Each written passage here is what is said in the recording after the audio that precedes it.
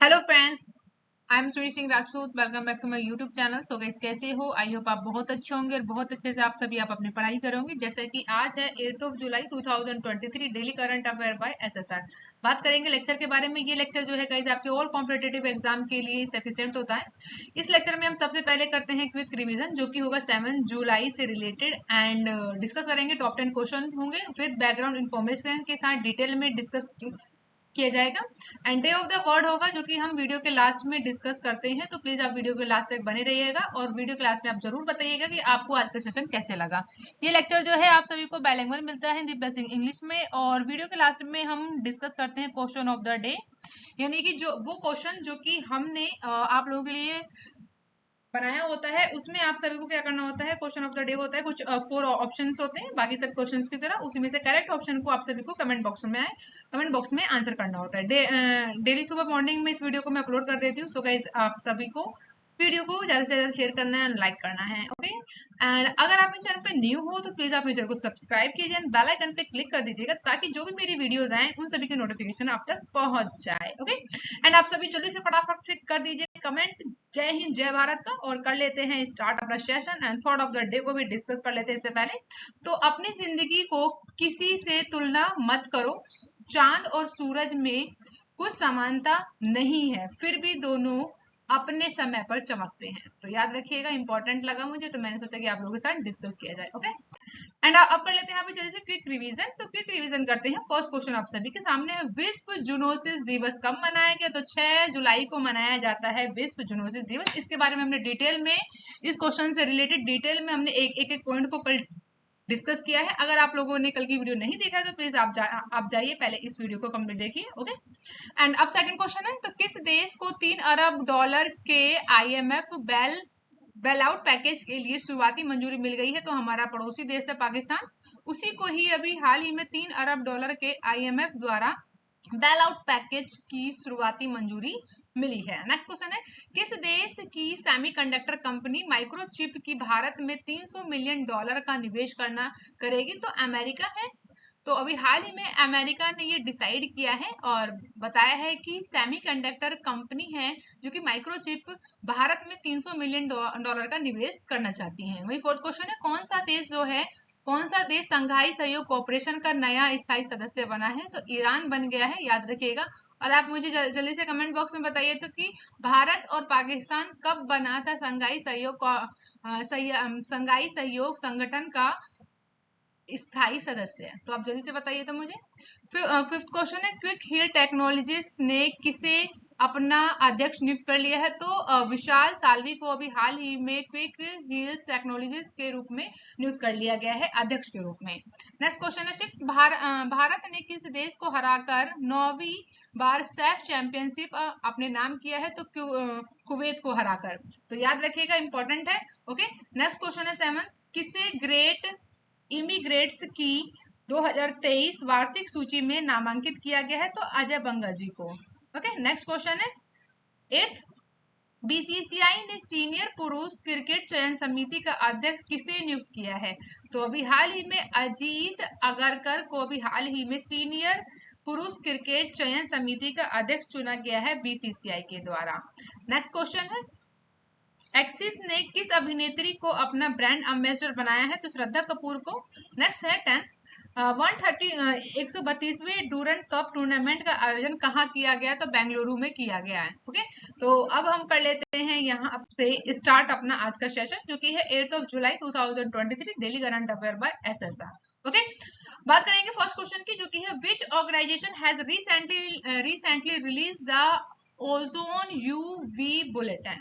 तो हाल ही में किस संगठन ने अभी ओजोन यूवी बुलेटिन जारी किया है? तो करेक्ट ऑप्शन होगा इसमें ऑप्शन बी, यानी डब्ल्यूएमओ, ओके। तो डब्ल्यूएमओ ने अभी हाल ही में बताया है कि ओजोन यूएलबी बुलेटिन जारी करके कुछ इंफॉर्मेशन दी है। तो कर लेते हैं यहाँ पे हम लोग बैकग्राउंड इंफॉर्मेशन की बात। तो आप सभी के सामने फर्स्ट पॉइंट आता है, ओजोन परत में धीरे धीरे से सही लेकिन लगातार सुधार होता हुआ दिख रहा है। वैज्ञानिकों ने इसे एक मॉनिट्रियल मॉनिट्रियल प्रोटोकॉल की भूमिका में अहम माना है।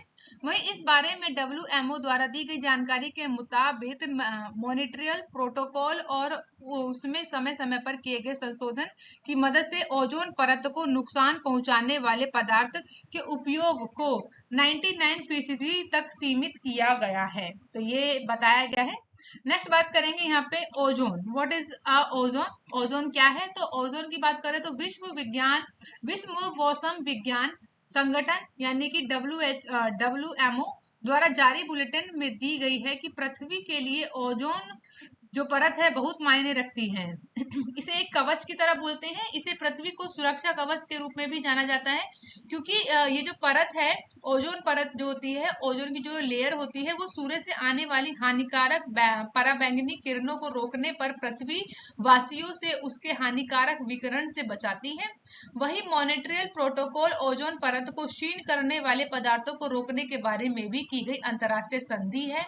ओके, यह योजना जो है, यह ओजोन परत को संरक्षित करने के लिए चरणबद्ध तरीके से उन पदार्थों का उत्सर्जन रोकने के लिए बनाई गई है जिन्होंने ओजोन परत को क्षीण करने के लिए उत्तरदायी माना जाता है। Next question is second. Recently, who has been elected as a president of Basketball Federation of India? तो अभी हाल ही में बास्केटबॉल फेडरेशन ऑफ इंडिया के अध्यक्ष किसे बनाए गए हैं? तो कौन बने हैं? तो हाल ही में, तो करेक्ट ऑप्शन होगा ऑप्शन ए यानी कि आदव अर्जुन। तो आदव अर्जुन को अभी हाल ही में बास्केट फेडरेशन ऑफ इंडिया का अध्यक्ष चुन लिया गया है, तो याद रखिएगा। ओके, अब हम यहाँ पे डिस्कस करेंगे बैकग्राउंड इंफॉर्मेशन की। तो तमिलनाडु बास्केटबॉल एसोसिएशन के अध्यक्ष हैं जिनका नाम है आदव अर्जुन। नेहरू स्टेडियम में हुए चुनाव के दौरान ये विजयी हुए हैं। बास्केटबॉल फेडरेशन ऑफ इंडिया के अध्यक्ष के रूप में अब ये नामांकित हो गए हैं। वहीं आदव ने 33 में से प्रभावशाली 38 वोट अपने नाम कर लिए हैं और मौजूदा अध्यक्ष जिनका नाम है गोविंद राज, उनको हरा दिया है। पूर्व खिलाड़ी और मध्य प्रदेश के बास्केटबॉल एसोसिएशन के अध्यक्ष हैं कुलविंदर सिंह गिल को भी महासचिव के रूप में चुन लिया गया है। मोस्ट इंपोर्टेंट है, याद रखिएगा। ओके, नेक्स्ट क्वेश्चन है third. Which bank has recently become the first bank to launch महिला सम्मान सेविंग सर्टिफिकेट स्कीम? तो भी हाल ही में महिला सम्मान बचत प्रमाण पत्र योजना शुरू करने वाला पहला बैंक कौन बना है? तो करेक्ट ऑप्शन ऑप्शन ए यानी BOI यानी बैंक ऑफ इंडिया ने अभी हाल ही में महिला सम्मान बचत प्रमाण पत्र योजना की शुरुआत करी है। तो चलिए, तो अब यहाँ पे डिस्कस कर लेते हैं इसे। बैकग्राउंड इंफॉर्मेशन का, देश की सबसे बड़ी सार्वजनिक क्षेत्र में बैंकों में से एक है जो कि है बैंक ऑफ इंडिया। आधिकारिक तौर पर महिला सम्मान बचत प्रमाण यानी MSSC योजना शुरू करने वाला पहला बैंक बन गया है। इस स्कीम की घोषणा जो है केंद्रीय वित्त मंत्री निर्मला सीतारमन ने इस साल अपने बजट में भी भाषण के दौरान बताया था इस स्कीम के बारे में। यह स्कीम जो है प्रतिवर्ष 7.5% की दर से ब्याज प्रदान करती है, जो कि त्रैमासिक रूप से चक्रवृद्धि होता है। योजना के तहत बात करें तो व्यक्तिगत लड़कियां या फिर महिलाएं महिला सम्मान बचत अकाउंट खोल सकती हैं, या फिर उनके अभिभावक जो होते हैं यानी पेरेंट्स नाबालिग लड़की की ओर से खाता खोल सकते हैं। खाता खुलाने के लिए यानी कि आपको अगर अकाउंट ओपन कराना है बैंक में, तो तारीख से 2 साल बाद मेच्योर हो जाना चाहिए। अगर वो लड़की जो नाबालिग है वो क्या होनी चाहिए, 2 साल बाद ही मेच्योर हो जानी चाहिए, उसी का ही यहाँ पे अकाउंट खुलेगा अगर वो नाबालिग है। इस योजना के तहत जो है खाते जो है 31 मार्च 2025 तक खोले जाएंगे। वहीं बैंक का कहना है कि आप कम से कम 1000 रुपए से अपना जो इन्वेस्टमेंट है, निवेश है, वो शुरू कर सकते हैं। लेकिन अगर आप ज्यादा पैसा जमा करना चाहते हैं तो आप इसे 100 रुपए से गुना में जमा करा सकते हैं। हालांकि जो इसकी अधिकतम सीमा जो है वो 2 लाख रुपए रखी गई है, यानी आप इससे अधिक जमा नहीं कर सकते हो। तो याद रखिएगा, इंपॉर्टेंट है। यहाँ पे आप सभी को ये इस स्लाइड में आप सभी को इंग्लिश में है, तो यहाँ पे आप यहाँ से पढ़ सकते हैं, इंग्लिश में भी है। ओके, नेक्स्ट क्वेश्चन है फोर्थ। तो who has recently launched as a new social media platform called Threads? तो थ्रेड्स के बारे में जानेंगे आज। तो हाल ही में किसने जो है थ्रेड्स नाम का एक नया सोशल मीडिया प्लेटफॉर्म लॉन्च किया है? तो पर्टिकुलर इमेज देख के समझ ही गए होंगे, तो ये है Meta. Option B is correct होगा। तो अभी हाल ही में मेटा ने जो है थ्रेड्स नाम का एक नया सोशल मीडिया प्लेटफॉर्म को लॉन्च किया है। तो ये है उसका लोगो इस तरीके का।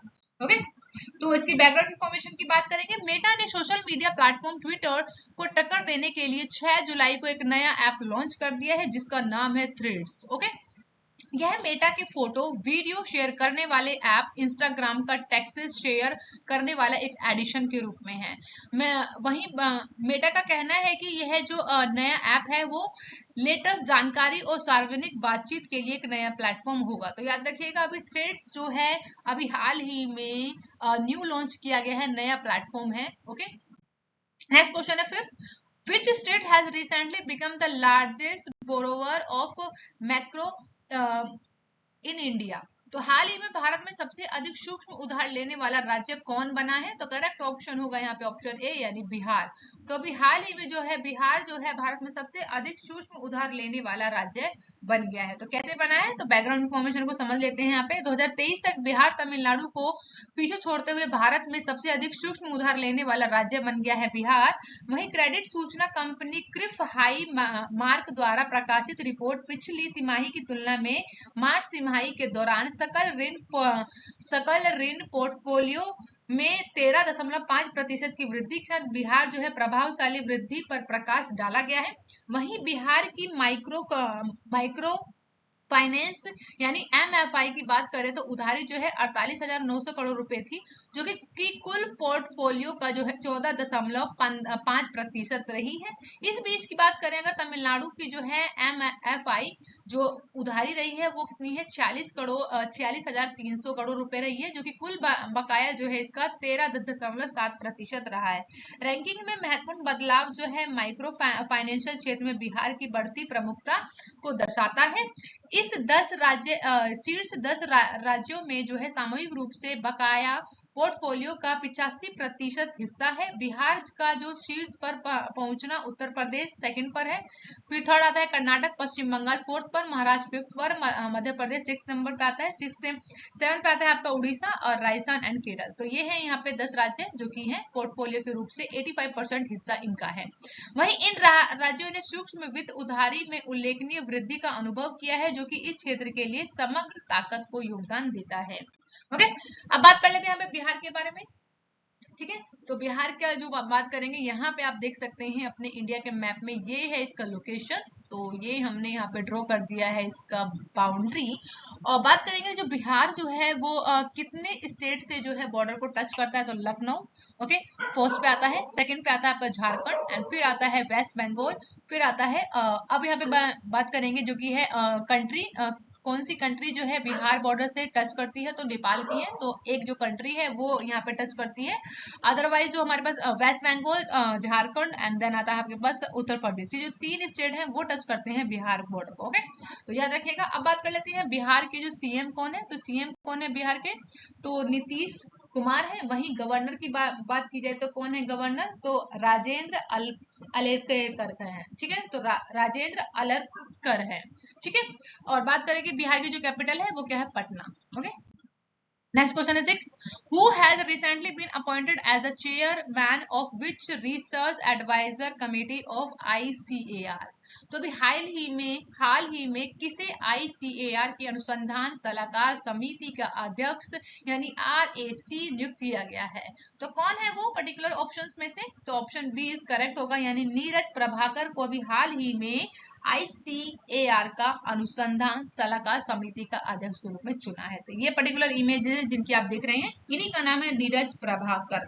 ओके, बात करेंगे बैकग्राउंड इंफॉर्मेशन की। तो श्री कोंडा लक्ष्मण तेलंगाना राज्य बागवानी विश्वविद्यालय के कुलपति हैं, जिनका नाम है बी नीरज प्रभाकर को आंध्र प्रदेश के पेडावेगी में अभी हाल ही में ICAR यानी कि भारतीय तेल पाम अनुसंधान संस्था के लिए अनुसंधान सलाहकार समिति यानी RAC के अध्यक्ष के रूप में नियुक्त कर लिया है। RAC अध्यक्ष के रूप में सुश्री प्रभाकर की नियुक्ति जो है 13 जून को प्रभावी है। वही 3 साल की अवधि के लिए 10 सदस्यों की समिति का नेतृत्व भी करेंगी। नेक्स्ट बात करेंगे यहाँ पे हम लोग की पेडावेगी में स्थित जो है हमारे पास क्या है ICAR है, जो कि Indian institute of oil palm research Bharat का एकमात्र सम्मानित संस्था है जो कि ऑयल पाम पर अनुसंधान करने और सभी तेल पाम उगाने वाले राज्यों के लिए लागू और प्रौद्योगिकियों को विकसित करने का काम करती है। तो ये याद रखिएगा, बेसिक है। अब बात करते हैं यहाँ पे CICAR के बारे में। तो ICAR की फुल फॉर्म याद रखिएगा, इंपॉर्टेंट हो जाता है। Indian council of agriculture research, this is full form. अब बात करेंगे यहाँ पे कि इसको इस्टेब्लिश कब किया गया था। तो 16 जुलाई को किया गया था, यानी 16 जुलाई 1929 को इसकी स्थापना की गई थी। वहीं इसका हेडक्वार्टर की बात करें तो न्यू दिल्ली में है इसका हेडक्वार्टर। डायरेक्टर जनरल कौन है इसके, तो हिमांशु पाठक जो है इसके डायरेक्टर जनरल है। बेसिक है, बहुत ज्यादा इंपॉर्टेंट है, किसी भी वनडे एग्जाम में ये आपसे क्वेश्चन पूछा जा सकता है। ओके, तो याद रखिएगा। नेक्स्ट क्वेश्चन है 7। Recently India has the hand over the torch of startup revaluation to which country। तो अभी हाल ही में भारत ने किस देश को स्टार्टअप क्रांति की मसाल सौंपी है। तो हमने कल डिस्कस किया था इसके बारे में भी। तो यहाँ पे करेक्ट ऑप्शन होगा ऑप्शन ए यानी ब्राजील। तो अभी हाल ही में भारत ने जो है स्टार्टअप क्रांति की जो मसाल है वो किसे सौंपी है, तो ब्राजील को सौंपी है। ठीक है, तो यहाँ पे हम बैकग्राउंड इन्फॉर्मेशन की बात करेंगे। तो भारत जो है, भारत G20 अध्यक्षता के तहत स्टार्टअप 20 एंगेजमेंट ग्रुप द्वारा आयोजित स्टार्टअप 20 शिखर सम्मेलन जो गुरुग्राम में सफलतापूर्वक संपन्न हो चुका है।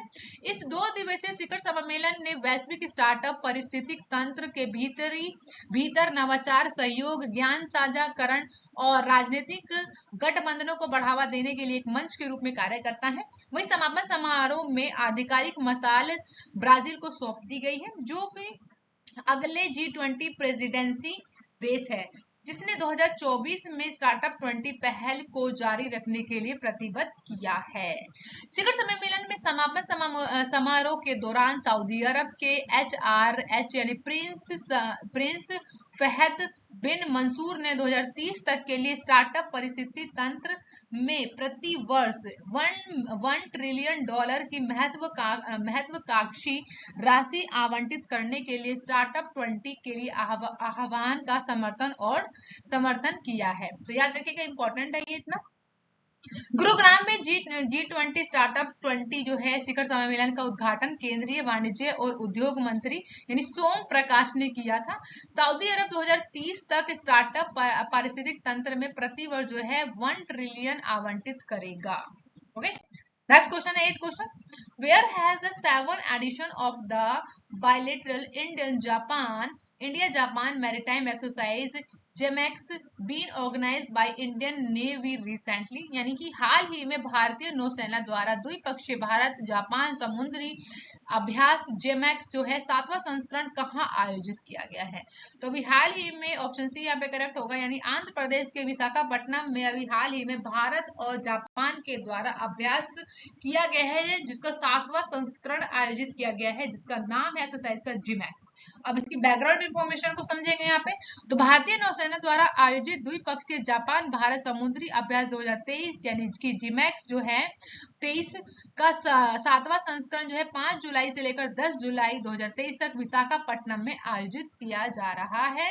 वहीं यह संस्करण की बात करें 2012 में अपनी स्थापना के बाद जीमैक्स जो है जीमैक्स की 11वीं वर्षगांठ का प्रतीक है। इस अभ्यास में RADM यानी कि निशियामा ताकाहीरो के नेतृत्व में और Japan maritime self defence force की इकाइयां और जबकि गुरु चरण सिंह की कमान के तहत भारतीय नौसेना के जहाजों ने भाग लिया है। इसमें बात करेंगे जापान की। तो जापान जो है इसकी राजधानी क्या है, टोक्यो। कैपिटल ऑफ क्या है इसकी, टोक्यो है। और यहाँ के राजा कौन है, तो यहाँ के जो किंग है उनका नाम है राजकुमार नारुहितो।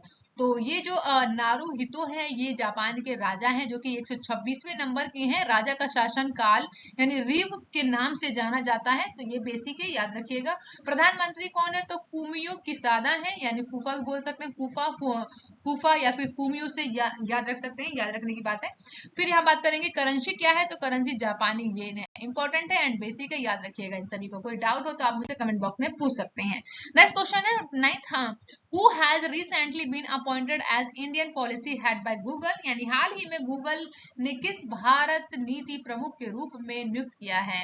तो करेक्ट ऑप्शन इज दैट, यहाँ पे कौन सा होगा, ऑप्शन डी इज करेक्ट, यानी कि श्रीनिवास रेड्डी को भी हाल ही में गूगल ने भारत नीति प्रमुख के रूप में नियुक्त कर लिया है। किसे? श्रीनिवास रेड्डी को। सो डिस्कस करते हैं यहाँ पे। प्रौद्योगिकी क्षेत्र के दिग्गज कंपनी यानी गूगल कथित तौर पर विनिर्माण और नीति क्षेत्र के दिग्गज है श्रीनिवास रेड्डी को भारत में अपने शीर्ष सरकारी मामलों के कार्यकारी के रूप में नियुक्त करने की बात की है, यानी कि नियुक्त ही कर लिया है। अब बात कर लेते हैं यहाँ पे हम लोग गूगल के बारे में। तो गूगल के संस्थापक कौन है? आप सभी को पता है, लेरी पेज है और है फिर सर्गेई ब्रिन। गूगल जो है मूल संगठन है, यानी इसकी जो पेरेंट कंपनी है वो कौन है? अल्फाबेट है। ओके, याद रखिएगा। और गूगल का मुख्यालय यानी हेडक्वार्टर कहाँ पर है इसका? माउंट व्यू यानी कि कैलिफोर्निया यानी यूएसए अमेरिका में है। गूगल की स्थापना कब हुई थी? तो 4 सितंबर 1988 को, यानी कि मेनेलो पार्क कैलिफोर्निया यानी कि अमेरिका में हुआ था। और गूगल के इस समय के आपके सीईओ कौन है? तो आप सभी को पता है, सुंदर पिचाई जी हैं, यानी 2 अक्टूबर 2015 से बने हैं सुंदर पिचाई। याद रखिएगा, मोस्ट इंपॉर्टेंट बेसिक है। नेक्स्ट क्वेश्चन आता है 10, जो कि आज के सेशन का लास्ट क्वेश्चन है। सो यहाँ पे भी हमको लोग कर लेते हैं इस क्वेश्चन को डिस्कस। तो who has recently won the best director award at the British national award? हाल ही में किस ब्रिटिश राष्ट्रीय पुरस्कारों में श्रेष्ठ निर्देशक का पुरस्कार जीता है? तो कौन से वो इन ऑप्शन में से जो 4 डायरेक्टर हैं, आई मीन 3 है, तो कौन सा करेक्ट होगा? तो करेक्ट ऑप्शन है ऑप्शन ए यानी शेखर कपूर। पर्टिकुलर इमेज को देखकर समझ गए होंगे। तो बेस्ट डायरेक्टर 2023 का अवार्ड किसे दिया गया है? तो शेखर कपूर को। सो बैकग्राउंड इन्फॉर्मेशन की बात करेंगे। प्रसिद्ध फिल्म निर्देशक हैं जिनका नाम है शेखर कपूर। उनको what's love got to do with it के लिए बेस्ट डायरेक्टर का ब्रिटिश नेशनल अवार्ड से नवाजा गया है। वही पुरस्कार समारोह में what's love got to do with it film जो है 9 श्रेणियों में नॉमिनेट किया गया था, जिसमें से इस फिल्म में 4 अवार्ड अपने नाम कर लिया है। फिल्म को बेस्ट डायरेक्टर के अलावा best British film, best screen play और बेस्ट सपोर्टिंग एक्टर का भी अवार्ड दिया गया है। शेखर कपूर की बात करें तो अगर इनकी बात की जाए तो बेटिंग क्वीन और मिस्टर इंडिया से लेकर एलिजाबेथ तक की बेहतरीन निर्देशन के लिए जाना जाता है। सो यहाँ पे हम बात करेंगे क्वेश्चन ऑफ द डे का। तो आप सभी को कमेंट बॉक्स में बताना होगा इस क्वेश्चन का आंसर कि हाल ही में 132वें डूरंड कप टूर्नामेंट का आयोजन कहाँ किया गया है? Where was the 132 Durand Cup tournament organized recently? तो 4 ऑप्शन आप सभी के हैं, बेंगलुरु, कोलकाता, मुंबई, इनमें से कोई नहीं। तो जल्दी से कमेंट बॉक्स में बताइए। तो नेक्स्ट क्वेश्चन आता है यहाँ पे, सॉरी स्लाइड है जो आप सबके सामने है। Answer of the last video question जो कि हमने आप लोगों से पूछा था। तो हाल ही में किसे WTO ने भारत के राजदूत के रूप में फिर से नियुक्त किया है? तो करेक्ट ऑप्शन यहाँ पे क्या होगा? ऑप्शन यहाँ पे करेक्ट होगा आप सभी के सामने विजेंद्र नवनीत। तो याद रखिएगा। ओके, अब यहाँ पे हम डिस्कस करेंगे, आप सभी का फेवरेट सेशन है डे ऑफ द वर्ड। तो डे ऑफ द वर्ड का जो आज का वर्ड है वो है टेनब्रेस। टेनब्रेसिस का मीनिंग होता है अंधेरा, घोर अंधेरा, जहाँ ठीक है जिसे बोलते हैं ना घोर अंधेरा, वही होता है टेनब्रेसिस। तो यहाँ पे आप सभी के सामने वर्ड है। तो इसका मीनिंग क्या है? तो डार्क एंड शेडोई है, यानी शट ऑफ फ्रॉम लाइट। अगर एग्जाम्पल की बात करें तो है यहाँ पे आप सभी के सामने, तो एग्जाम्पल है द टेनिब्रियस सॉरी बोलते बोलते थोड़ा गले में हो जाता है। तो द टेनिब्रियस स्टेयरकेस स्केर्ड मैन, यानी कि उबड़ खाबड़ सीढ़ियों से कई लोगों को डर लगता है। तो इस तरीके से इस वर्ड को आप यूज कर सकते हैं डेली लाइफ के यूज में। ओके, तो ये यहाँ पे आप सभी को कमेंट बॉक्स में मेक द सेंटेंस बना के आप सभी को कमेंट करना होगा। And thank you for watching guys. आप अपना बहुत ज्यादा ध्यान रखिए। प्लीज आप मेरे चैनल को सब्सक्राइब एंड लाइक करना ना भूलें और ज्यादा से ज्यादा शेयर कीजिए। ओके, आप अपना बहुत ज्यादा ध्यान रखिएगा। मिलते हैं नेक्स्ट वीडियो में। Bye bye guys and take care.